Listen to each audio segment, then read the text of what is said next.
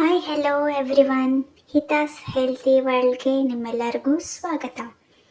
ಈ ವಿಡಿಯೋದಲ್ಲಿ ಒಂದು ಯಮ್ಮಿಯಾಗಿ ಕ್ವಿಕ್ಕಾಗಿ ಒಂದು ಬ್ರೇಕ್ಫಾಸ್ಟ್ನ ಹೇಗೆ ಮಾಡೋದು ಅಂತ ನೋಡಿ ಬಿಡೋಣ. ಬೆಳಿಗ್ಗೆ ಎದ್ದು ತಿಂಡಿ ಏನು ಮಾಡೋದು ಅಂತ ಯೋಚನೆ ಮಾಡಿ ಮಾಡಿ ಸಾಕಾಗುತ್ತೆ.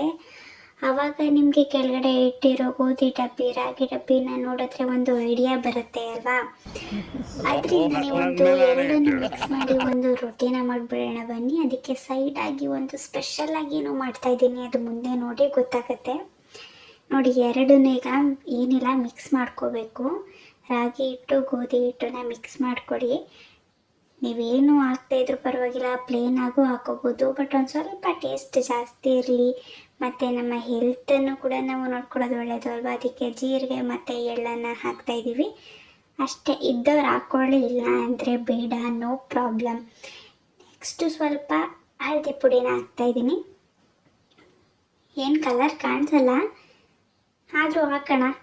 ಮತ್ತು ಈಗ ನೀರನ್ನು ಹಾಕಿ ಎಷ್ಟು ಬೇಕೋ ಅಷ್ಟನ್ನು ಮಿಕ್ಸ್ ಮಾಡ್ಕೋಬೇಕು. ನೋಡಿ, ಉಪ್ಪನ್ನು ಹಾಕಿ ಮಿಕ್ಸ್ ಮಾಡ್ಕೋಬೇಕು. ಹಾಗಂತ ಉಪ್ಪನ್ನು ಮರ್ತು ಬಿಡಬೇಡಿ. ನಾವಿಲ್ಲಿ ಲಾಸ್ಟಲ್ಲಿ ಹಾಕೋತಿದ್ದೀವಿ, ನೀವು ಫಸ್ಟ್ ಎಲ್ಲರೂ ಹಾಕ್ಕೊಡಿ. ನೋಡಿ, ಹಾಕಿ ಚೆನ್ನಾಗಿ ಮಿಕ್ಸ್ ಮಾಡಿ ಈ ಥರ ತವದ ಮೇಲೆ ಬಿಟ್ಟರೆ ಬಿಸಿ ಬಿಸಿಯಾಗಿ ಟೇಸ್ಟಿಯಾಗಿ ನಿಮಗೆ ಒಂದು ರಾಗಿ ಗೋಧಿ ದೋಸೆ ರೆಡಿ ಆಗುತ್ತೆ. ಹಾಗೆ ತಿನ್ನೋಕ್ಕಾಗುತ್ತಾ? ಒಂದು ಪಲ್ಯ ಬೇಕು ಅಲ್ವಾ. ಪಲ್ಯನ ಹೇಗೆ ಮಾಡೋದು ಅಂತ ನೋಡೋಣ ಬನ್ನಿ. ಒಂದು ಕಡಾಯಿಗೆ ಎಣ್ಣೆ ಹಾಕಿ ಉದ್ದುದಕ್ಕೆ ಹೆಚ್ಚಿರೋ ಈರುಳ್ಳಿ ಹಾಕಿ ಟೊಮೊಟೊ ಹಾಕಿ ಚೆನ್ನಾಗಿ ಫ್ರೈ ಮಾಡ್ಕೊತಾ ಇದ್ದೀನಿ. ನೋಡಿ, ಚೆನ್ನಾಗಿ ಫ್ರೈ ಮಾಡ್ಕೋಬೇಕು. ನೀವು ಎಷ್ಟು ಫ್ರೈ ಮಾಡ್ಕೋತೀರೋ ಅಷ್ಟು ಎಲ್ಲ ಅಡುಗೆನೂ ಚೆನ್ನಾಗಿ ಬರುತ್ತೆ, ಅದರಲ್ಲೂ ಪಲ್ಯಗಳು. ನೋಡಿ, ಫ್ರೈ ಮಾಡ್ಕೊತಾ ಇದ್ದೀವಿ. ಏನಪ್ಪ ಇವರು ಎರಡೂ ಒಟ್ಟಿಗೆ ಹಾಕೊಂಡು ಫ್ರೈ ಮಾಡ್ಕೋತಿದ್ದಾರೆ ಅಂತ ಅನ್ಕೋಬೇಡಿ, ಹಿಂಗಾದ್ರು ಮಾಡ್ಕೋಬೋದು ನೀವು.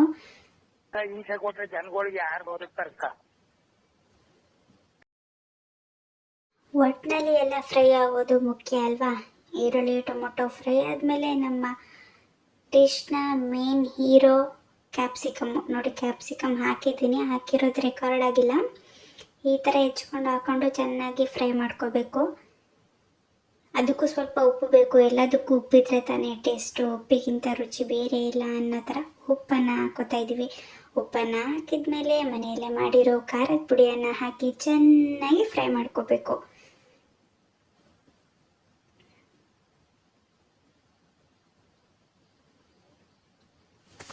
ನೋಡಿ, ಎಷ್ಟು ಘಮ ಘಮ ಅಂತ ಇದೆ ಅಂತ ನನಗೆ ಗೊತ್ತು. ನೀವು ಮಾಡಿದ್ರೆ ಅದು ನಿಮಗೂ ಗೊತ್ತಾಗುತ್ತೆ.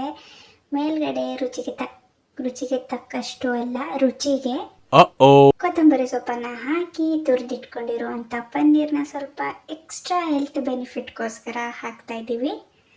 ಅದು ಹಾಕ್ತಾಯಿದ್ರೂ ಪರವಾಗಿಲ್ಲ, ಅದರಿಂದನೇ ಟೇಸ್ಟಿಯಾಗಿರುತ್ತೆ. ಬರೀ ಕ್ಯಾಪ್ಸಿಕಮ್ ಗೊಜ್ಜೆ ಟೇಸ್ಟಿಯಾಗಿರುತ್ತೆ. ನಾವು ಸ್ವಲ್ಪ ಪನ್ನೀರನ್ನು ಹಾಕಿ ಉಪ್ಪನ್ನು ಹಾಕಿ ಬೇಯಿಸ್ಕೊಂಡಿರುವಂತಹ ಕಾರ್ನನ್ನು ಹಾಕ್ತಾಯಿದ್ದೀವಿ. ಇದು ಅಷ್ಟೇ, ಅಗಿಬೇಕಾದ್ರೆ ಬಾಗಿ ಕಚಕ್ ಕಚಕ್ ಅಂತ ಸಿಗುತ್ತೆ, ಸೂಪರಾಗಿರುತ್ತೆ. ನೋಡಿ, ಇದು ನಮ್ಮ ಈ ದಿನದ ಬ್ರೇಕ್ಫಾಸ್ಟ್. ನೀವು ಬ್ರೇಕ್ಫಾಸ್ಟ್ಗೆ ಏನಪ್ಪ ಅಂತ ಮಾಡೋದು ಅಂತ ತಲೆ ಕೆಡಿಸ್ಕೊಂಡು ಕೂತ್ಕೊಂಡಿದ್ರೆ ಈ ವಿಡಿಯೋನ ನೋಡಿ. ಮಕ್ಕಳಿಗೆ ಇನ್ನೊಂದು ಸ್ವಲ್ಪ ಏನಾದರೂ ಹೆಲ್ತಿಯಾಗಿ ತಿನ್ನಿಸ್ಬೇಕು ಅಂತ ಅನ್ಸುತ್ತಲ್ವ, ಅದಕ್ಕೆ ಅದೇ ರೊಟ್ಟಿಗೆ ಮೇಲ್ಗಡೆ ಸ್ವಲ್ಪ ಕ್ಯಾರೆಟು ಪನ್ನೀರ್ ತುರಿದಿಟ್ಕೊಂಡಿದ್ವಲ್ಲ ಅದನ್ನು ಹಾಕಿ ಮೇಲ್ಗಡೆ ತುಪ್ಪ ಹಾಕಿ ಚೆನ್ನಾಗಿ ರೋಸ್ಟ್ ಮಾಡಿ ಕೊಟ್ಟರೆ ಘಮ ಘಮ ಆದಂಥ ಆರೋಗ್ಯವಾದಂಥ ರಾಗಿ ಗೋಧಿ ಕ್ಯಾರೆಟ್ ಪನ್ನೀರ್ ದೋಸೆ ಅದು ರೆಡಿ ಆಗಿಬಿಡುತ್ತೆ. ನಿಮ್ಮ ಮಗು ಕೊಟ್ಟು ಬೇಗ ಬೇಗ ತಿನ್ನಿಸಿ ರೆಡಿ ಮಾಡಿ ಸ್ಕೂಲಿಗೆ ಕಳಿಸ್ತಾ ಇರೋದೆ. ನೋಡಿದ್ರಲ್ಲ ಹೆಂಗೆ ಬ್ರೇಕ್ಫಾಸ್ಟ್ ಐಡಿಯಾಗಳೆಲ್ಲ. ನಿಮಗೆ ಒಂದು ಬ್ರೇಕ್ಫಾಸ್ಟ್ ಐಡಿಯಾ ಸಿಗ್ತಲ್ವಾ. ಹೀಗೆ ನಮ್ಮ ಚಾನೆಲ್ನ ಫಾಲೋ ಮಾಡಿ ವಿಡಿಯೋನ ನೋಡ್ತಾ ಇರಿ. ಇನ್ನು ಬೇಕಾದಷ್ಟು ಐಡಿಯಾಗಳನ್ನ ನಾವು ಕೊಡೋಕ್ಕೆ ರೆಡಿ ಇದ್ದೀವಿ, ಕೇಳೋಕ್ಕೆ ನೀವು ರೆಡಿ ಆಗಿರಬೇಕು ಅಷ್ಟೇ.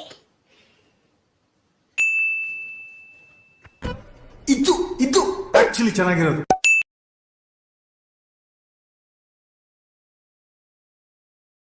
ನೋಡಿದ್ರಲ್ಲ, ನೋಡ್ತಿದ್ದಂಗೆ ಮಕ್ಳಿಗೂ ಟಿಫನ್ ರೆಡಿ ಆಯಿತು, ನಾವು ದೊಡ್ಡವ್ರಿಗೂ ಟಿಫನ್ ರೆಡಿ ಆಯಿತು. ನೋಡಿ, ನಮ್ಮ ಮಗುಗೆ ಒಂದು ಪ್ಲೇಟ್ಗೆ ರೊಟ್ಟಿನ ಹಾಕಿ ಸ್ವಲ್ಪ ಪಲ್ಯನ ಹಾಕಿ ಈಗ ತಿಂಡಿ ತಿನ್ಸೋಕೆ ಹೋಗಬೇಕು.